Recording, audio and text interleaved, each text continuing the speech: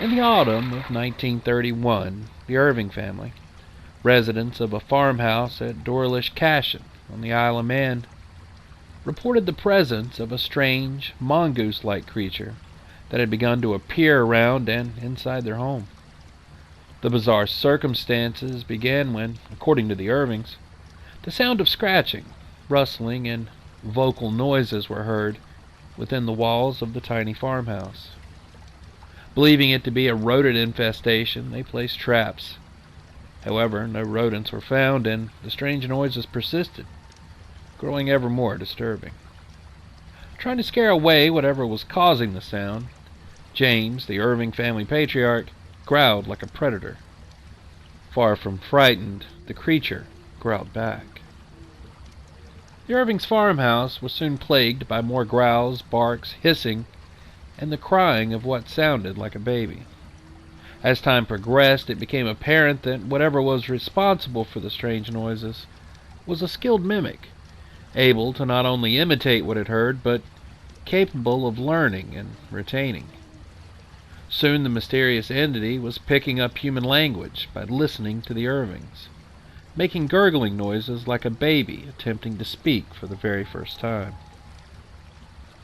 The Irvings' 12-year-old daughter, Vori, took to reciting nursery rhymes and asking the being to repeat them.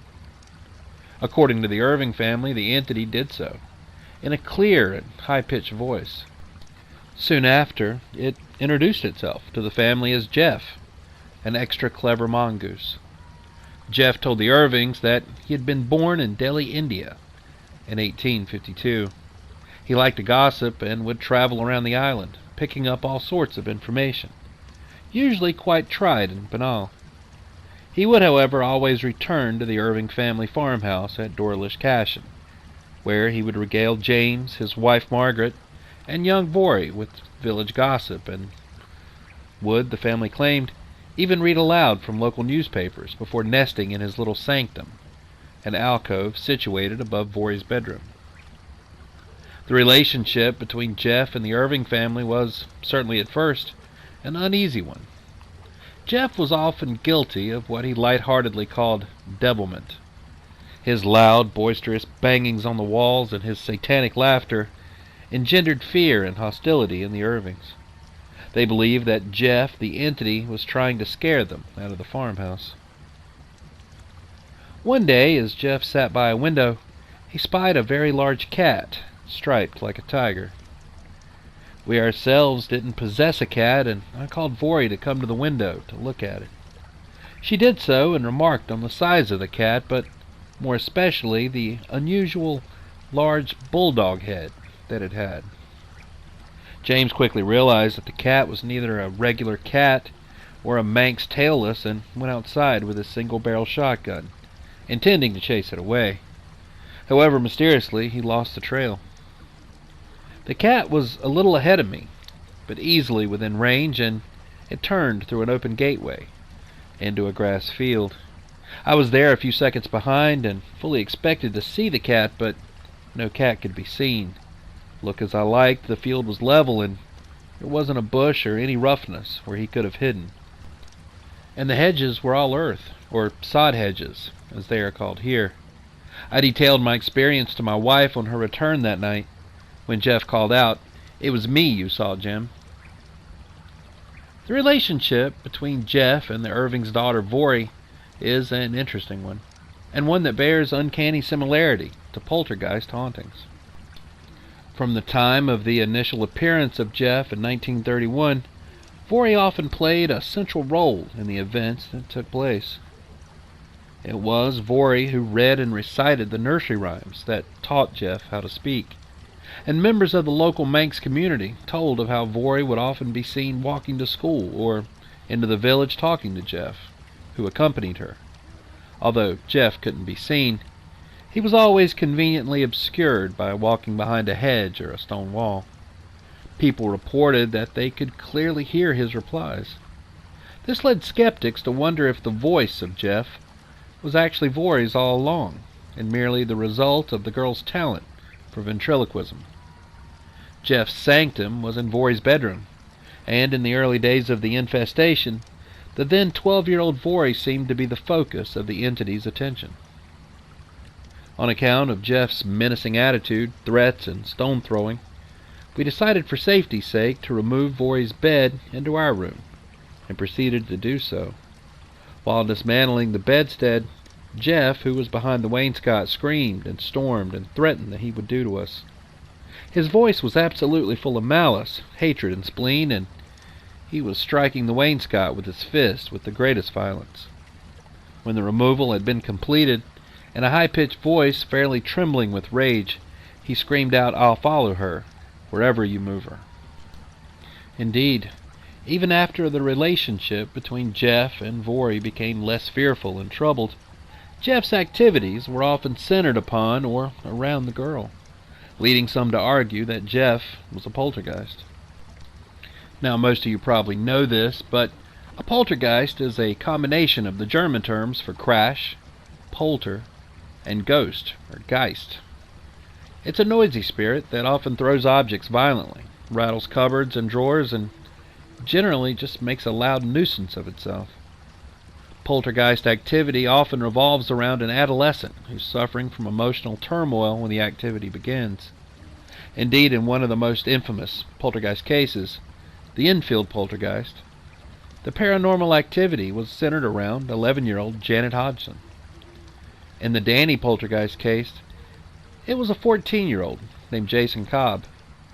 In the Battersea poltergeist case, it was centered around 15-year-old Shirley Hitchings. And the Thornton Heath poltergeist case of the 1930s involved the 16-year-old son of a Mr. and Mrs. Forbes. Some believe that adolescents are the focus of poltergeist activity because these spirits are attracted to hormonal fluctuations and or unresolved emotional stress, repressed anger, hostility, and sexual tension. Some argue that there are actually no spirits or entities involved at all, and that it is the individuals themselves that generate bursts of telekinetic energy which cause objects to move, the recurrent spontaneous psychokinesis, or RSPK, though the individual or agent generating this energy is unaware of their role in the events. Either way, it would seem that there is an unexplained poltergeist-like activity. There's usually an adolescent involved somewhere.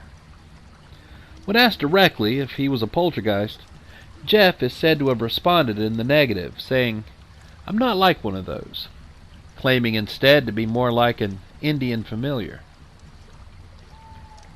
As it is inevitably the case in small communities like this on the Isle of Man, gossip about the Irvings and their mysterious spook spread quickly around the village. Jeff even garnered a mention or two in the local press, under headlines such as "Man Weasel, Mystery Grips Island," "Queerest Beast Talks to Daily Dispatch Reporter." That was in the Daily Dispatch in 1932. Before long, word had spread further afield, and in 1932, psychic investigator Harry Prince arranged for a colleague named Harold Dennis to travel to the Cashin's Gap to investigate the case. Dennis conducted numerous interviews with the Irvings, as well as with many other local residents who claimed to have heard Jeff talking or had other kinds of eerie encounters that they attributed to Jeff. A sample of hair, said to be Jeff's, was sent down to the Zoological Society of London, and a plaster cast that James Irving claimed to be of Jeff's teeth and paws was sent to the Natural History Museum for analysis. While the hair came back identified as dog hair, likely from the Irving sheepdog, the origins of the plaster imprints couldn't be as easily determined. They didn't match any known animals, though it was stated that they in no way resembled the paws or teeth of a mongoose. Though tangible evidence was not forthcoming, there were certainly some strange occurrences during Dennis's visits to the Irving farmhouse, from disembodied voices.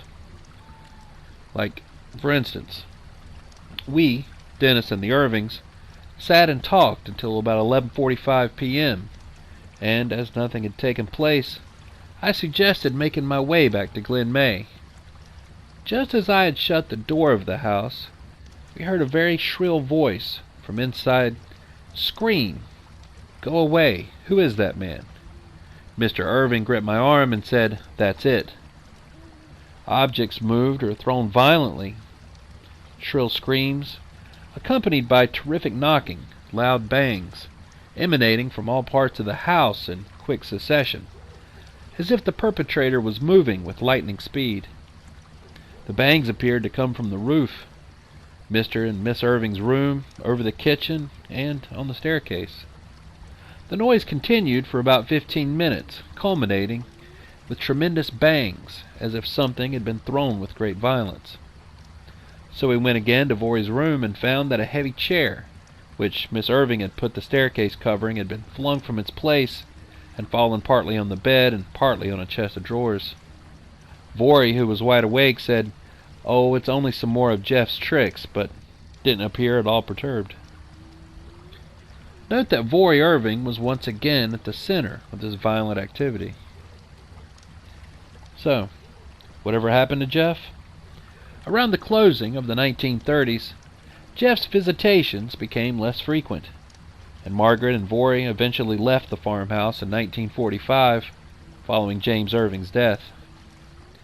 The following year, the new owner, actor Leslie Graham, claimed to have shot Jeff, but pictures of the dead animal showed it to be a large black and white creature. Upon seeing the pictures, Vorey Irving was adamant that the thing that Graham had shot wasn't Jeff. Ultimately, the investigations of Dennis and Price, as well as those of several other researchers, were never able to provide any real evidence to support the Irving's claims, nor to prove or disprove the existence of Jeff. Harry Prince was skeptical, and wrote in private correspondence that the affair is susceptible to psychological explanation, elaborating that the whole family must be mixed up in it, but there still remains the question of motive. The motive for an imposture lies much deeper than mere publicity, and that's what makes the case so interesting. Vorey Irving died in 2005. Throughout her life, she shied away from any public notoriety, but always insisted that Jeff was real, and that the case of Dalby Spook was not a hoax. One thing is certain, though, regardless of whether it was real or a hoax, Jeff, the extra special Mongoose, is one of the UK's strangest cryptids, and the case remains unexplained. That's all I have for tonight. Thanks for visiting. If you enjoyed the content, take a moment to like the video and consider subscribing. It's completely free, only takes a second, and it really helps out the channel. So thanks again, take care, and I'll see you next time. Biker out.